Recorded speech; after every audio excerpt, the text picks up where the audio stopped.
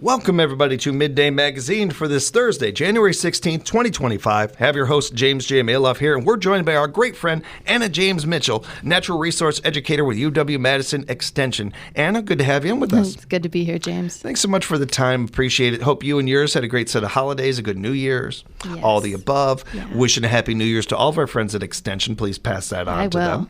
We're going to get right into it, and we're talking wildfires, wildfire information and awareness. Yeah. A timely and perfect topic for us, and especially to dive into, where we hear this term or we hear about these things a lot. And I think one of the fears for me about this, and I will admit I have some stake in the game. I lived out in California. Yeah. I have a lot of family and friends out that way. I worry that we get a little tone deaf to these terms and these things happening. Yeah. Oh, yeah. I think that this adds not only detail and important information to that, but hopefully brings some empathy along with it. Yeah, that's what I'm hoping for, and I just want to acknowledge that this is a very sensitive topic right now, right? And I want to be so genuine in letting all the listeners know that my heart, my thoughts, my prayers are truly to those who are impacted directly or indirectly by the fires in California right now. And I just want to take this opportunity to really discuss the ecological impacts of wildfire and also how we in Wisconsin can prepare ourselves if something were to happen like this. Yeah. There's some fascinating history involved with man and fire. Yes. And, we've talked about this before with you. We've talked about it with a couple of individuals, actually, when it comes to the history of controlled burning and some of these things.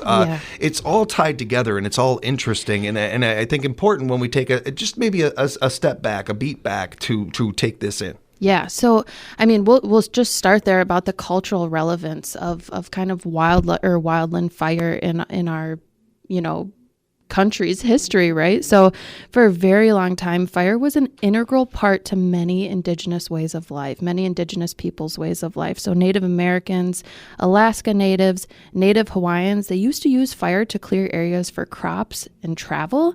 They used it to manage a lot of their land for specific species of both plants and animals. They used it to hunt game, to provide resources for themselves, and for many other important uses. These indigenous populations use fire as a tool to promote ecological diversity and to reduce the risk of catastrophic wildfires, right?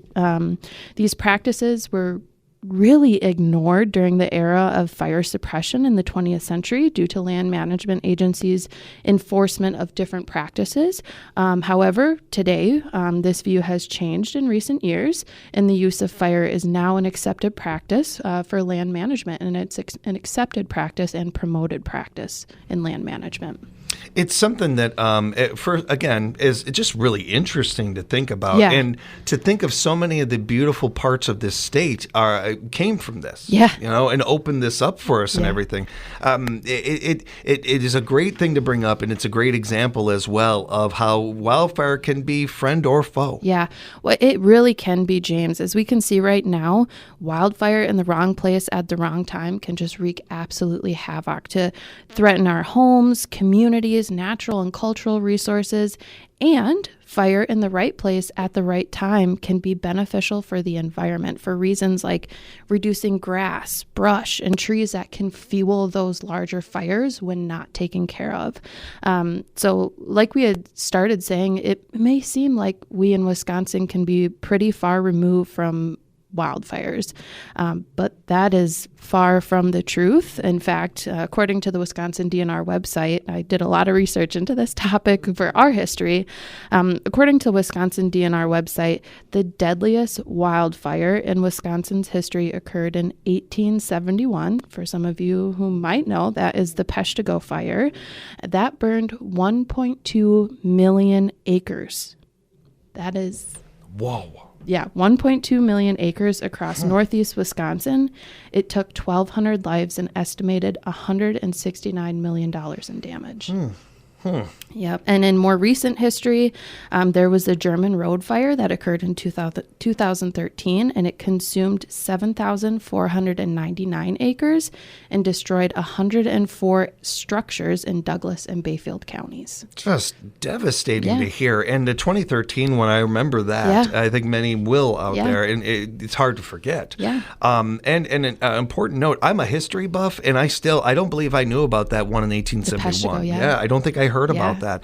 I will say, as a kid growing up in Chicago, one of the first stories you hear is the Chicago fire, and about that. And it's where you learn Second City doesn't come from, it comes from the rebirth of that city, the phoenix of that city coming back from the ashes. I think all of these stories are important, especially given the current climate and what is going on out on the West Coast. Yes, very much so.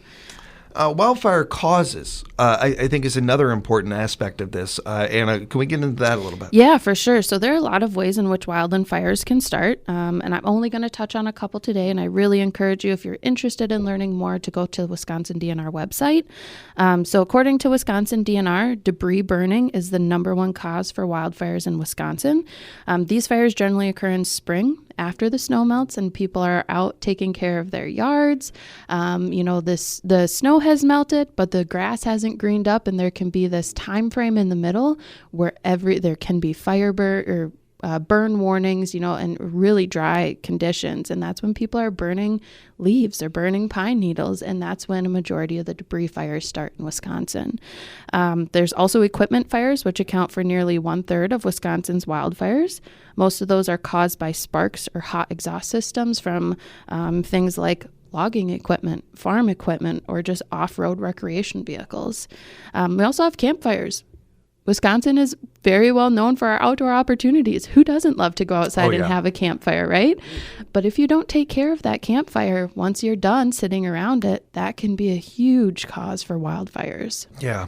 And I think a lot of our generations, and all that, immediately think of Smokey the Bear and some of that. I think we could use Smokey right now. Bring him back. He's still out there, parts still doing of Smokey. stuff. Yeah, parts of Smokey. We could, but the awareness to that stuff was so. It felt like it was such, like, even living in the city, I saw stuff like that all the time. Oh, yeah. I think bringing awareness to this is one of the, silver linings that can come from an event like this. Yeah.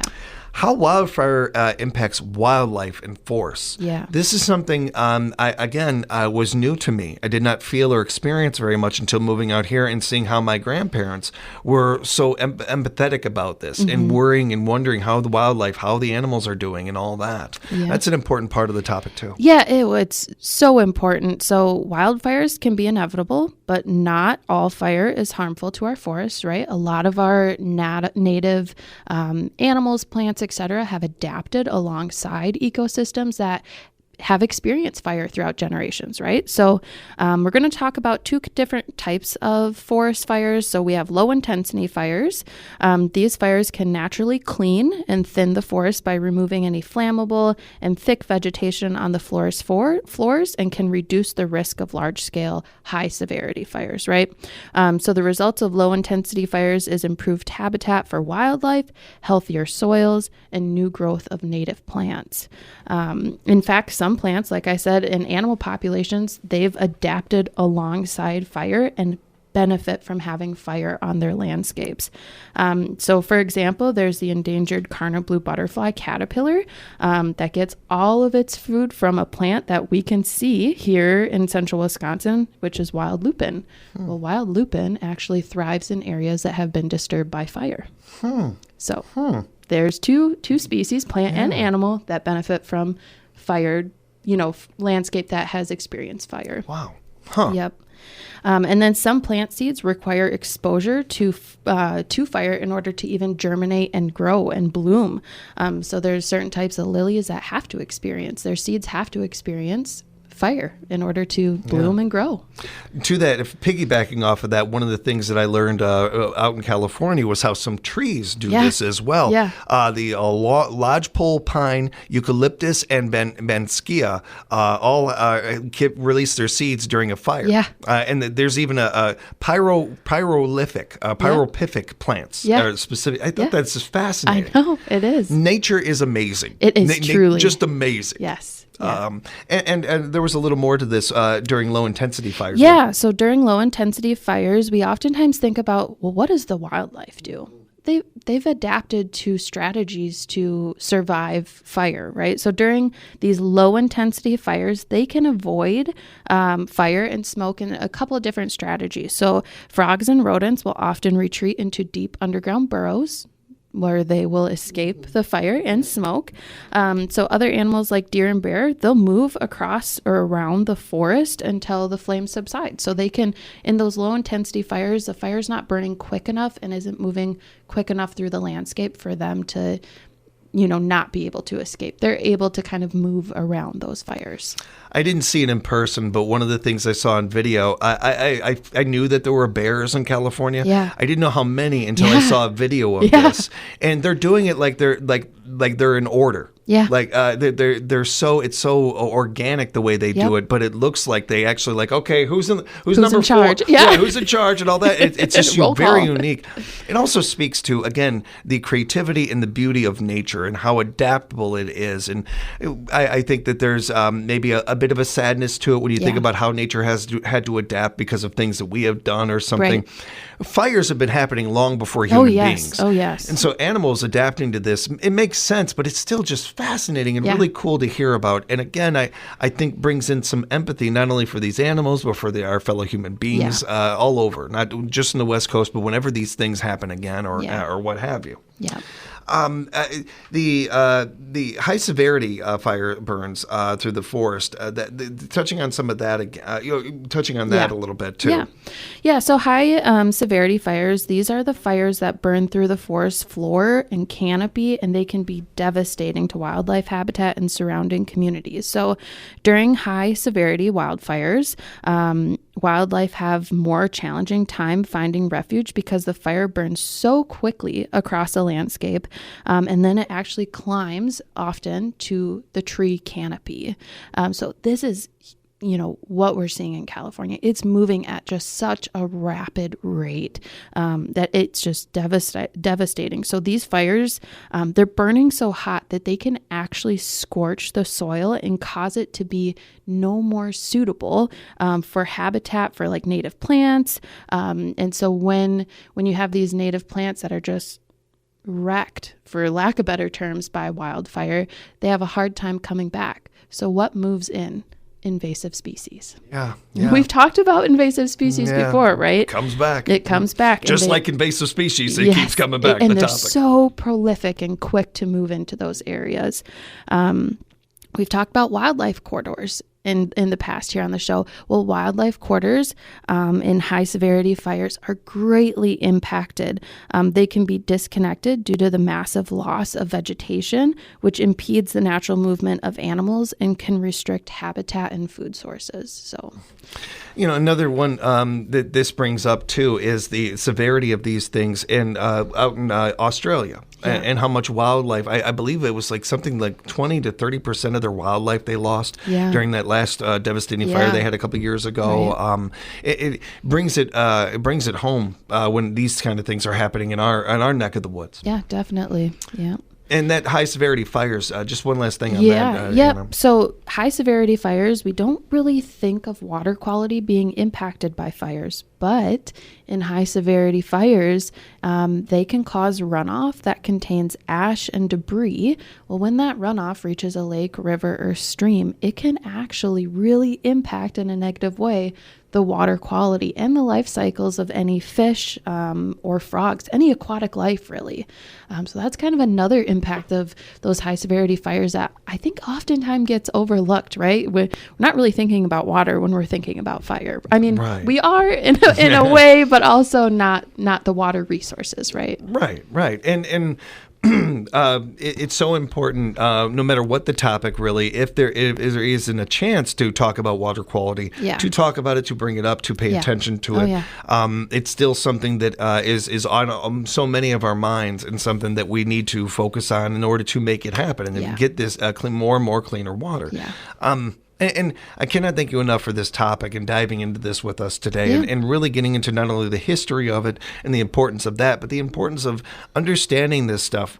You brought it home for us with some of the stories that happened here in Wisconsin, but it's just as noteworthy and just as important to have some empathy, even if it wasn't happening here. Yes. And I do appreciate the tie-in. I've tried to do a similar thing on the morning show, and letting people know, if everybody, knock on wood, all that, heaven forbid anything were to happen here in Wisconsin, devastating like this. We would want Californians caring about us. We would want Californians traveling here to help us. Like you see so many Wisconsinites and people from the Midwest traveling out to California right now.